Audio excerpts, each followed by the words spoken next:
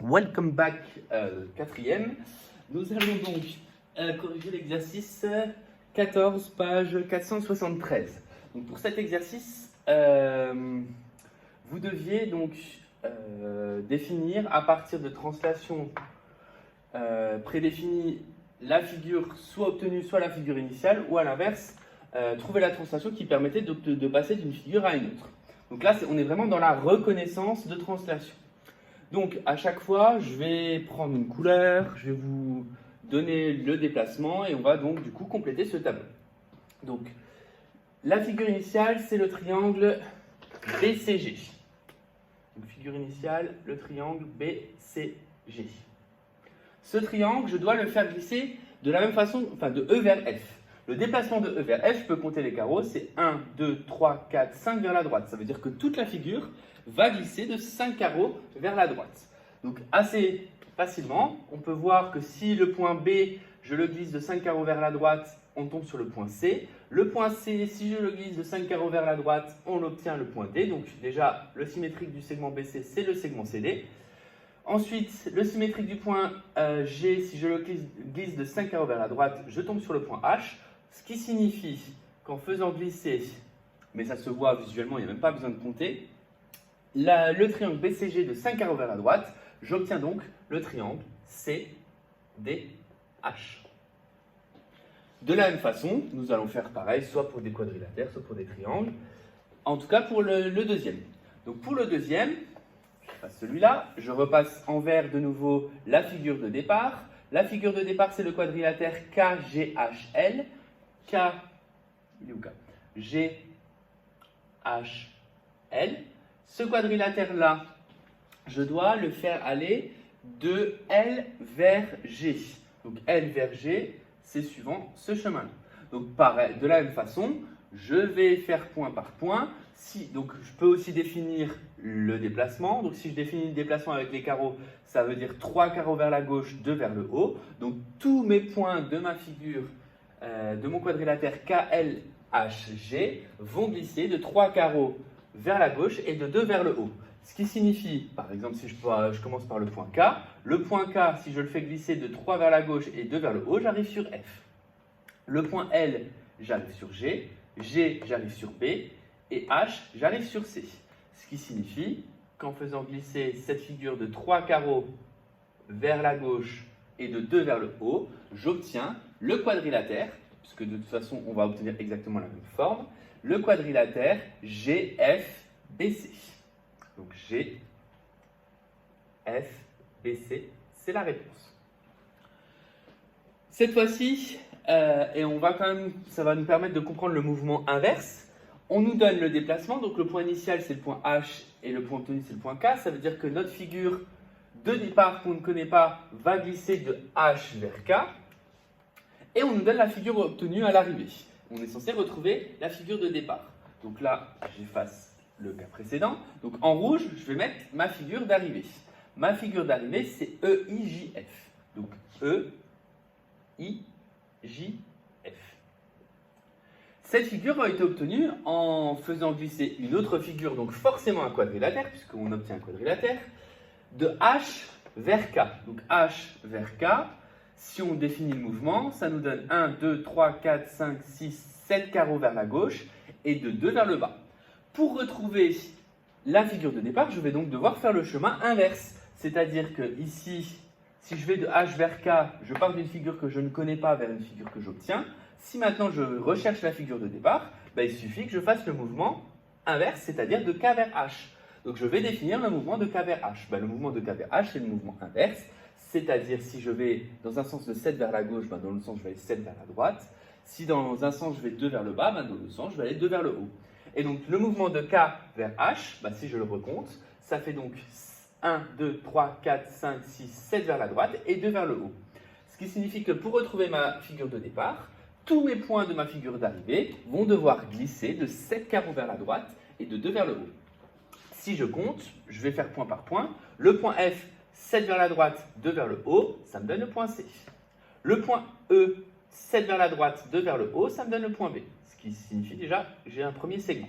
Le point J, 7 vers la droite, 2 vers le haut, ça me donne le point G. Le point I, 7 vers la droite, 2 vers le haut, ça me donne le point F. qui nous permet d'obtenir la figure de départ qui s'appelle BCGF. Maintenant, si vous n'en êtes pas convaincu, refaites glisser la figure BCGF de H vers K, c'est-à-dire 7 vers la gauche et 2 vers le bas, et vous verrez qu'on obtient bien la figure EIJF. Donc voilà pour la reconnaissance de translation. Maintenant, on nous donne une figure d'arrivée, une figure de départ, et en gros, on nous demande quel est le vecteur associé, c'est-à-dire si on considère juste 2 points, on va aller du point I vers quel point comme référence de mouvement. Donc pour ça, on va de nouveau mettre en vert la figure de départ, mettre en rouge la figure d'arrivée, et un petit peu remarquer le mouvement qui nous permet de passer de la figure verte à la figure rouge. J'efface de nouveau. Donc ma figure verte, c'est le triangle ABF. Je vais la faire glisser vers le triangle CDH. Donc là, l'important, c'est de reconnaître quel point va aller où. C'est-à-dire quel est le symétrique de A, quel est le symétrique de B, quel est le symétrique de F. Si vous avez un doute, si vous reconnaissez un mouvement, il faut qu'il fonctionne ce mouvement pour tous les points de la figure. Donc par exemple, le point A, évidemment, en faisant glisser, normalement, c'est censé devenir le point C. Le point B, ça va devenir le point D. Donc A, ici, ça va devenir C. B, c'est censé devenir D. Ça, c'était peut-être les deux qui pouvaient porter à confusion. Mais surtout, celui qui est vraiment utile si on a du mal, c'est évidemment la pointe du bas. La pointe du bas du triangle F va se retrouver sur H. Et donc, du coup, tous ces mouvements définissent évidemment d'une translation, la translation de A vers C, de B vers D, de F vers H, mais nous, on voudrait que ça soit de I vers quelque chose. Donc, on va définir justement ce mouvement. Donc, le mouvement de F vers H, par exemple, c'est juste un mouvement vers la droite. De combien de carreaux? De 10 carreaux, il me semble. Donc, ça fait 1, 2, 3, 4, 5, 8, et donc x 2, ça fait 10. Donc, 10 vers la droite. Ça veut dire que mon point I va être son image. Il va falloir le faire glisser de 10 carreaux vers la droite. Donc le point de référence, ça va être le point K. Et normalement, si vous faites glisser tous les points de la figure de 10 vers la droite, vous retrouvez bien ici. Et le point I également, ce qui nous donne notre vecteur de référence. Voilà pour cet exercice. Donc cet exercice était de la reconnaissance. Donc ça fait vraiment partie des choses qu'il faut maîtriser. Reconnaissance pour les translations, mais également reconnaissance pour les rotations qu'on verra un petit peu plus tard. Donc le deuxième exercice en question, je vais utiliser GeoGebra. Comme ça vous permettra, donc j'efface. Donc malheureusement, il n'y a pas les consignes si j'utilise GeoGebra, mais l'avantage c'est que je vais pouvoir vous montrer comment justement utiliser ce logiciel, même si on l'a déjà un petit peu vu en salle info. Donc dans un premier temps, je n'utilise pas du tout GeoGebra pour corriger, mais par la suite, on va voir justement qu'on peut le faire sur GeoGebra, et ça sera même notamment l'occasion de faire des frises, alors peut-être plus en troisième, surtout que cette année je ne suis pas sûr d'avoir le temps, des frises à l'aide de transformations connues. Donc on a un avion, et dans le livre, on me dit que cet avion, donc l'avion 1, je dois obtenir du coup l'avion 2 par la transformation qui transforme de A vers B. Donc je dessine le chemin de A vers B, et je vais le définir, ce chemin de A vers B. Le chemin de A vers B, c'est donc une translation qui nous fait aller de 5 vers la droite et de 2 vers le bas. Ça veut dire que tout mon avion va glisser de 5 vers la droite et 2 vers le bas. Alors, est-ce que je suis vraiment obligé de faire tous les points? On va se rendre compte que non. Je vais en faire quelques-uns, puisque le fait de glisser, c'est que vous allez conserver la forme. Donc, à partir du moment où on aura fait 1, 2, 3 points, suivant le nombre de points qui vous sera nécessaire pour votre visibilité, après, il suffira de redessiner exactement le même avion. Donc, je commence par le sommet, la pointe de l'avion. Donc, j'ai dit 5 vers la droite, 2 vers le bas. Donc, si je glisse de 5 vers la droite, 2 vers le bas, ça sera la tête de mon avion. De nouveau, donc ça, je suis parti sur. Ensuite, je vais partir du point ici. Le point ici, de nouveau, 5 vers la droite, 2 vers le bas, je l'obtiens là. Je continue avec ce sommet. 5 vers la droite, 2 vers le bas, ça me donne ce point qu'il y a ici. Ensuite, de nouveau, 5 vers la droite, 2 vers le bas, donc pour le point là, je tombe donc 1, 2, 3, 4, 5 sur ce sommet ici. Je vois déjà que si je les relie, j'obtiens le début de l'avion qui se dessine. Donc pour la fin, si vous avez besoin, vous faites point par point, ou alors vous avez juste à redessiner exactement la même forme. Et là, on peut vraiment se servir du quadrillage pour tracer l'avion. Même quand on n'est pas bon au dessin, ça marche quand même. Et on obtient donc l'avion numéro 2. Alors, je vous montre du coup comment le faire de façon précise sur GeoGebra. Pour le faire de façon précise sur GeoGebra, il suffit donc du coup de créer donc le mouvement de A vers B, c'est ce que je vous dis ce que je vous ai dit plusieurs fois à l'oral, c'est de créer le vecteur AB. Donc si vous regardez ici, dans l'icône segment, il y a une flèche qui s'appelle vecteur. Donc on va cliquer sur A puis sur B pour définir du coup le mouvement de A vers B. Ensuite, pour faire la translation, donc ça on l'avait fait en salle info, je choisis du coup translation. On va me demander translation de quoi? Donc là, il va falloir que je sélectionne ma figure. Est-ce que ça marche si je fais comme ça? Oui. Donc je sélectionne toute la figure. Comme ça, c'est toute cette figure-là qui va glisser. Et ensuite, je clique sur mon mouvement de référence, c'est-à-dire sur mon vecteur AB. Et j'obtiens donc, de nouveau, le symétrique. Ensuite, deuxième question, on devait obtenir l'avion 3 obtenu par la translation qui transforme A en C. Donc la translation qui transforme A en C, je vais la définir de nouveau. Donc pour aller de A vers C, cette flèche, attention au sens, les vecteurs, contrairement au segment, ont un sens. C'est bien de A vers C, non pas de C vers A.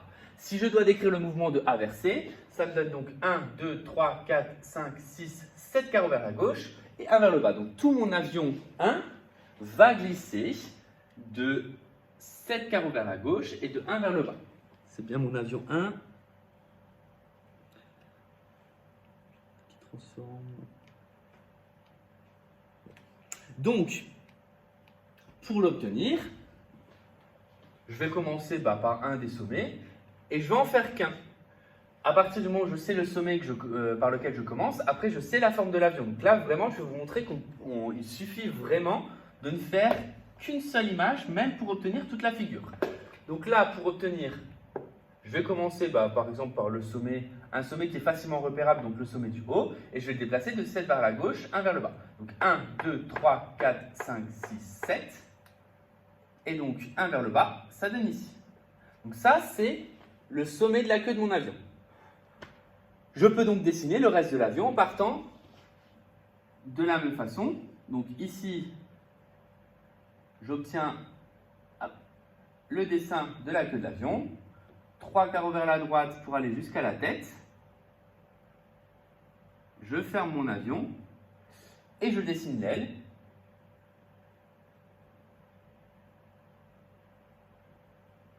Alors évidemment avec une règle c'est plus précis. Et j'obtiens donc ce que j'appelle mon avion 3. Je vais de nouveau vous le montrer sur GeoGebra. Sur GeoGebra, je vais cliquer sur le mouvement de A vers C, c'est-à-dire sur le vecteur AC. Je vais de nouveau sélectionner ma figure, donc je sélectionne translation. De ma figure, donc de tout cet avion, voilà.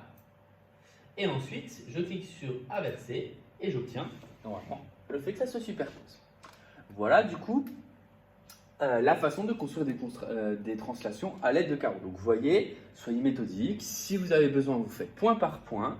Si vous avez compris le système, vous en faites un et vous redessinez la figure dans le même sens, puisqu'il n'y a pas de rotation. Et ça permet du coup d'obtenir ces constructions. Maintenant, la dernière question qu'on se posait, c'était, et donc ça c'est ce que vous appellerez la relation plus ou moins de Schall, c'est comment passer directement de l'avion 2 à l'avion 3. De l'avion 2 à l'avion 3, on voit qu'on glisse vers ici. L'avion 2 à l'avion 3, au final, cela revient à faire le mouvement de B vers C. Donc ça, c'est tout simplement ce qu'il suffisait de répondre. Donc on passe de l'avion 2 à l'avion 3 par la translation qui envoie B en C. Donc là, la dernière réponse, c'est par la translation. Donc par la translation, on passe de 2 à 3 par la translation de vecteur BC, c'est-à-dire qui envoie B en C. Voilà pour ces deux exercices. J'espère que ça a été relativement clair. Donc là, clairement, ça résume pour l'instant, il manque juste le côté propriété, mais ça résume vraiment les deux principaux objectifs des translations, à savoir, le premier, c'est reconnaître une translation, être capable de dire, bah voilà, si on vous donne une translation, une figure de départ, où est-ce que se trouve la figure d'arrivée? Ou alors on vous demande, bah, on a deux figures qui sont ici, par quelle translation peut-on y arriver? Et ensuite des constructions.